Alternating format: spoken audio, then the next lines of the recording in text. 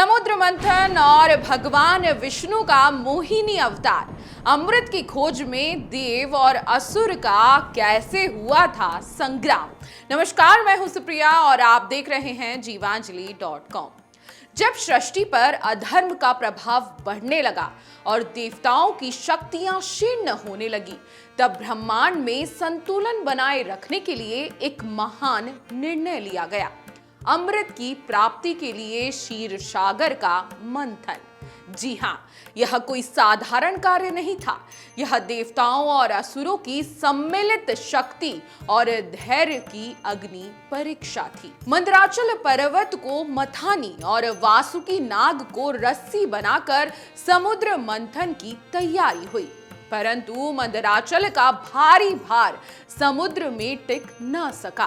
तब भगवान विष्णु ने कूर्म यानी कछुए का अवतार धारण किया और पर्वत को अपनी पीठ पर धारण कर स्थिर किया, जिससे मंथन का कार्य संभव हो सका।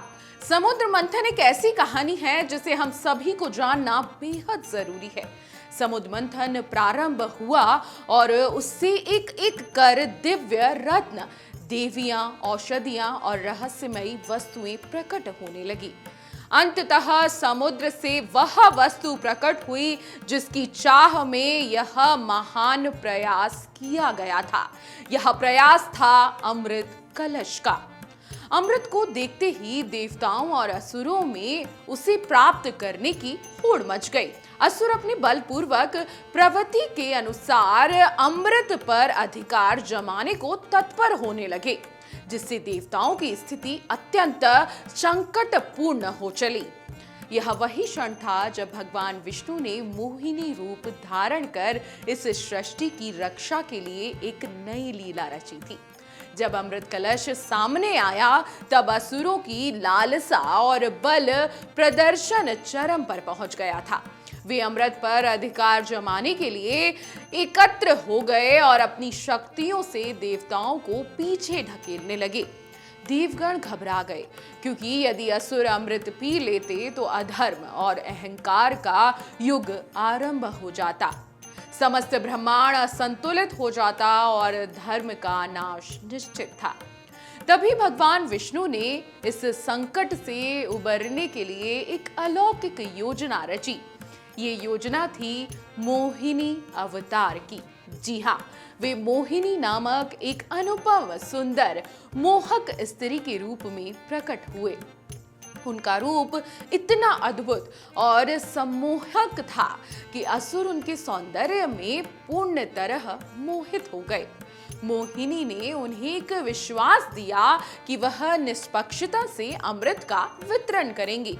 असुर मोहिनी के रूप से इतने प्रभावित हो गए थे कि उन्होंने स्वेच्छा से अमृत कलश उन्हें सौंप दिया।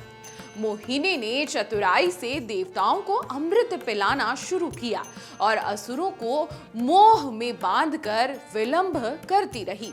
तभी राहु नामक एक चतुर असुर ने यह लीला भांप ली और चुपचाप देवताओं की पंक्तियों में बैठकर अमृत पीने का प्रयास किया। जैसे ही अमृत उसकी कर्ण में पहुंचा, सूर्य और चंद्रमा ने इस छल को पहचान लिया और भगवान विष्णु को संकेत दिया कि हमारे साथ छल हो रहा है और वह एक असुर है। विष्णु ने तत्क्षण यानी कि उसी वक्त अपने सुदर्शन चक्र से राहु का सिर धड़ से अलग कर दिया, लेकिन अमृत उसके कर्ण तक पहुंच चुका था। उसका सिर अमर हो गया। यही राहु और केतु के रूप में ग्रह बनकर आज भी सूर्य और चंद्र को ग्रहण देने का हमेशा प्रयास करते हैं। अंत में अमृत केवल देवताओं को प्राप्त हुआ और उनकी शक्तियां पुनः जागृत हो उठी। अधर्म की शक्ति क्षीण हुई और सृष्टि में पुनः संतुलन स्थापित हुआ।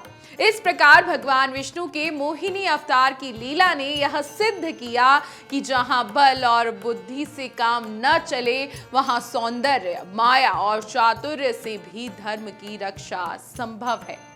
समुद्र मंथन की यह कथा केवल एक पौराणिक प्रसंग नहीं, बल्कि यह दर्शाती है कि जीवन में धैर्य, सहयोग, विवेक और समय पर उठाया गया सही कदम, चाहे वह मोहिनी रूप में हो या कूर्म अवतार में, कैसे किसी भी संकट को टाल सकता है। भगवान विष्णु के यही मोहिनी रूप के कारण मोहिनी अवतार सभी के बीच आया और इसी दिन को मोहिनी एकादशी के रूप में मनाया जाने लगा। मोहिनी एकादशी, जिस पर विष्णु भगवान के लिए पूजा अर्चना की जाती है, व्रत रखा जाता है, वह इसी रूप की कहानी है और इसी रूप की कथा। अगर आपको हमारा ये वीडियो पसंद आया हो तो हमारे चैनल जीवांजलि को सब्सक्राइब करें